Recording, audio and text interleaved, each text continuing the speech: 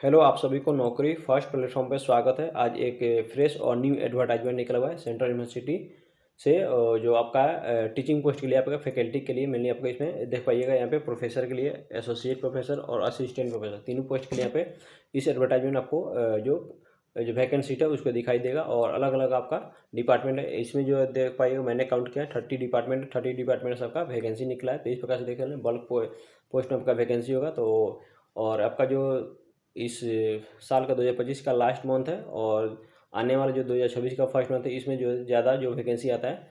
तो मैंने अपने जो चैनल पर देख पाइएगा, आपका सेंट्रल यूनिवर्सिटी, स्टेट यूनिवर्सिटी और बहुत सारा कॉलेज है, जैसे आपका जो teaching post, non teaching post दोनों का वैकेंसी निकला है। तो उसको मैंने कवर किया हूँ, और मेरे चैनल पे जो आप जाकर देख पाइएगा, तो एटलीस्ट 10 to 15 आपको रनिंग एडवर्टाइजमेंट आपको मिल जाएगा, जिसको आप फॉर्म भर सकते हैं। तो इसलिए आप लोग सब्सक्राइब करके मेरे चैनल को जरूर आप जुड़ जाइए, ताकि आगे वाला नोटिफिकेशन आपको मिल जाएगा।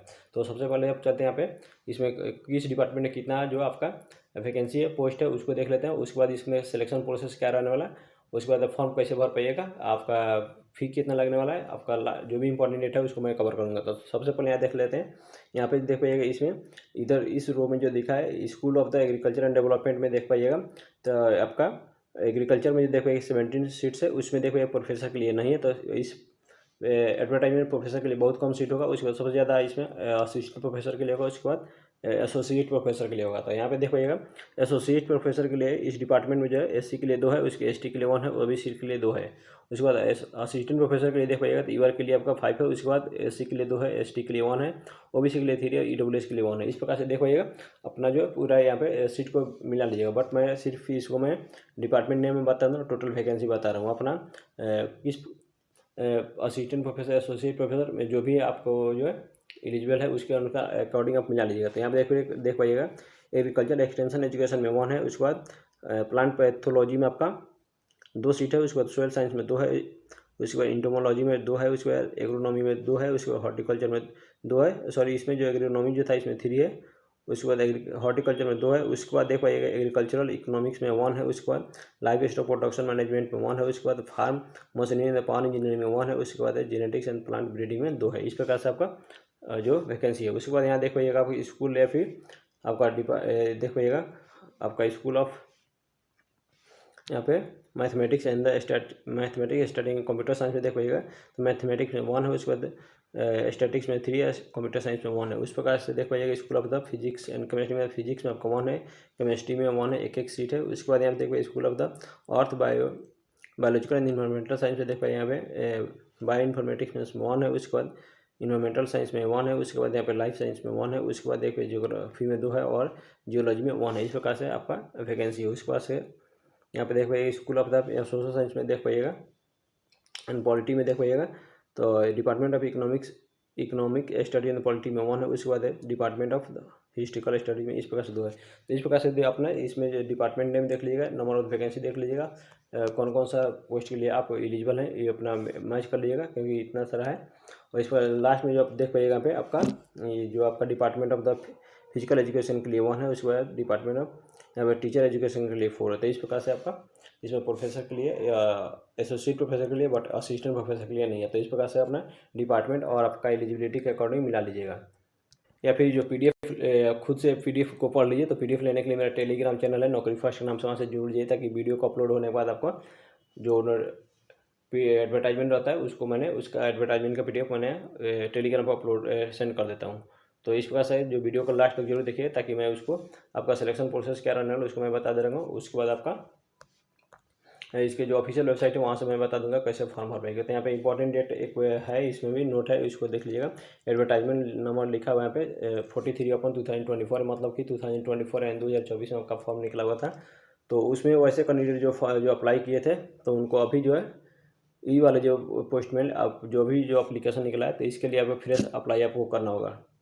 बट जो लोग पेमेंट पहले कर दिए हैं, तो उनको पेमेंट करने की जरूरत नहीं। तो इसको पढ़ लीजिएगा। उसके बाद जो है एक अच्छा मतलब इन्होंने स्टेप लिया। उसके बाद आपका अप्लीकेशन फी देख लीजिए कितना लगने वाला है, 2000 रुपये लगने वाला। बट वैसे कैंडिडेट जो यूआर है, ओबीसी, ईडब्ल्यूएस है, उन्हीं को 2000 आपको पेमेंट करना होगा। बट यहाँ पर अप्लीकेशन वैसे जो कैंडिडेट जो एससी है, एसटी है, पीडब्ल्यूडी है और फीमेल कैंडिडेट, उनको फी पेमेंट से एग्जाम्प्ट किया है, मतलब उनको फी पेमेंट नहीं करना, बस सिर्फ फॉर्म फिल कर देना। तो वैसे इस कैटेगरी SC ST और PWD और उसके बाद फीमेल कैंडिडेट को फॉर्म जरूर भरिएगा। उसके बाद इंपॉर्टेंट डेट यहाँ पे दी जाए जिसमें आपका 16 दिसंबर आज से फॉर्म फिल होना शुरू हो गया। मैं इसको प्रोसेस बता दूंगा। उसके बाद यहाँ पर लास्ट डेट आपको 15 जनवरी तक आप फॉर्म जो फिल कर पाइएगा।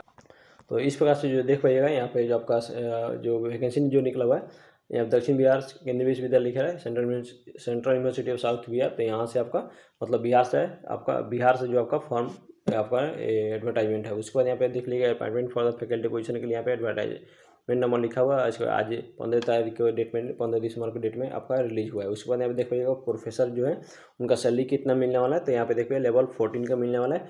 इस वो पे मैट्रिक्स में देखें तो 1,44,200 से लेकर के आपका 2,18,200 के बीच में रहने वाला है। उसके बाद एसोसिएट प्रोफेसर के लिए लेवल 13A का आपको मिलने वाला है आपका पे लेवल। उसके बाद इसमें पे मैट्रिक्स में देख पाएंगे तो 1,31,400 से लेकर 2,17,100 के बीच में आपको मिलने वाला है। उसके बाद यहाँ पर असिस्टेंट प्रोफेसर के लिए जो हर जगह वहीं होता है आपका लेवल 10 का, तो 57,700 से लेकर 1,82,400 आपका रहने वाला था। इस प्रकार का आपका सैलरी भी हो गया। और बता दूं आपका सिलेक्शन प्रोसेस कैसा होगा। तो सिलेक्शन प्रोसेस आपको जो फॉर्म फिल कर पाएगा, जो भी आपका पास एकेडमिक रिकॉर्ड है, एक्सपीरियंस है, उस सबको फिल कीजिएगा। उसमें उसका जो डाटा दीजिएगा और डाटा देने के बाद क्या होगा, आपको उस बेसिस पे API स्कोर जो होता है, जो यूनिवर्सिटी ग्रांट कमीशन UGC जो आपका रेगुलेशन 2018 के अकॉर्डिंग जो आपका API स्कोर कैलकुलेट करने का जो परफॉर्मा दिया है, उसी के अकॉर्डिंग आपका API स्कोर प्रिपेयर किया जाएगा। उसके बाद आपको शॉर्ट लिस्ट करके आपको इंटरव्यू के लिए बुलाया जाएगा। तब मेनली आपका जो एकेडमिक बेसिस पे आपका API स्कोर पे आपको शॉर्ट लिस्ट करके आपका इंटरव्यू का उसी बेसिस पे आपका सिलेक्शन होने वाला है। तो यहाँ पे देख पाइएगा, यहाँ पे टेबल 13A लिखा है। यहाँ पे देखिएगा criteria for the short listing of the candidate for interview for the post of the assistant professor in university. मतलब यूनिवर्सिटी किसी भी ऑल इंडिया यूनिवर्सिटी में आपको यही आपका फॉर्मेट अपनाने वाला है, जिसमें ग्रेजुएशन में यदि आपका 80% से एबव नंबर है तो आपका मैक्सिमम आपका 15 आपका पॉइंट मिलेगा। उसके बाद पोस्ट ग्रेजुएशन में तो यहाँ पे आपका 80% से एबव होने पर 25। इस प्रकार से MPhil PhD net with GRF net और ओनली नेट के लिए इस प्रकार से टोटल इस प्रकार से आपका यही है। और टोटल यहाँ पे देख पाइएगा तो आपका जो यहाँ देख पाइएगा यहाँ पे 30 मार्क्स आपका MPhil प्लस PhD के लिए है। उसको नेट से आपके GRF के लिए यहाँ पे 7 मार्क्स है। उसके बाद इन अवार्ड कैटेगरी में यदि किसी चीज़ में आपको अवार्ड मिला तो यहाँ पे 3 मार्क्स मिलेगा। तो टोटल इस प्रकार से एकेडमिक स्कोर में आपको 80 आपका स्कोर मिल जाएगा। उसके बाद रिसर्च पब्लिकेशन, मतलब कि कोई आर्टिकल पब्लिश किए हैं या फिर कुछ जर्नल में, तो आपको लिए 10 नंबर मिल जाएगा, 10 पॉइंट। और उसके बाद टीचिंग एक्सपीरियंस यदि आप किसी कॉलेज यूनिवर्सिटी में पढ़ाए हैं तो आपको 10 इस पॉइंट मिलेगा या नंबर। तो इस प्रकार से आपका API स्कोर आपका 100 नंबर का आपका जो प्रिपेयर किया जाएगा और इसी बेसिस पे आपको जो है बुलाया जाएगा आपको इंटरव्यू के लिए। तो इंटरव्यू में जाइएगा, तो इंटरव्यू में जो लोग शॉर्ट लिस्टेड हो जाएंगे तो इंटरव्यू में जाएगा और उसी बेस पे आपका सिलेक्शन हो जाएगा। अब जो इसका ऑफिशियल वेबसाइट है, इसको कोई एक ब्राउजर ओपन कर लीजिएगा। ओपन करने के बाद इसको सर्च बार में सर्च कीजिएगा CUSB.SC.in।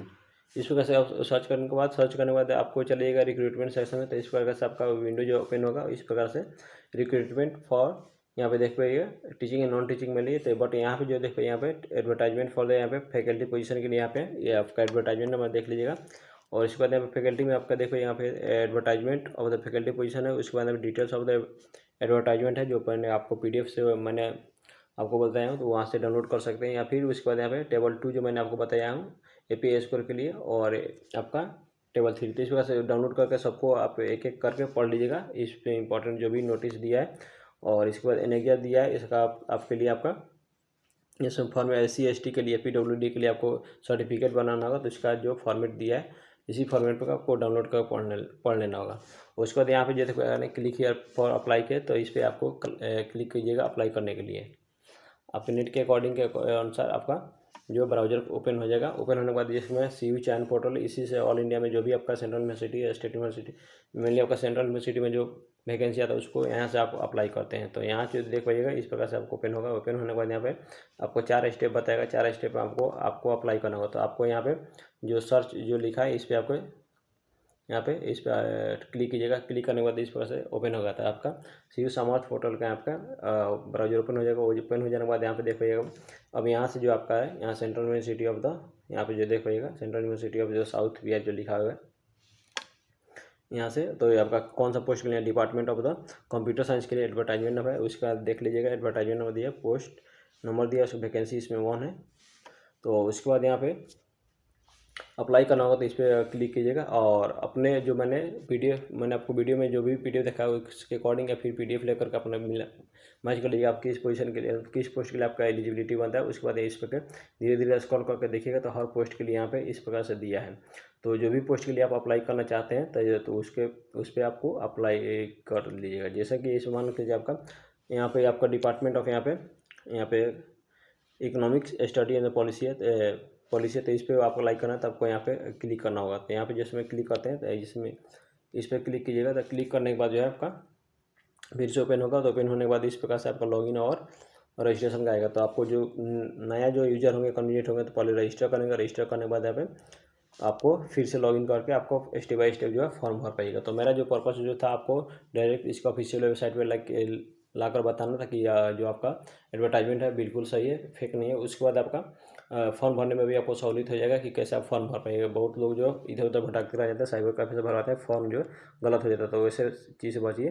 तो अभी भी चैनल को सब्सक्राइब नहीं किए तो सब्सक्राइब कर लीजिए। थैंक यू, धन्यवाद।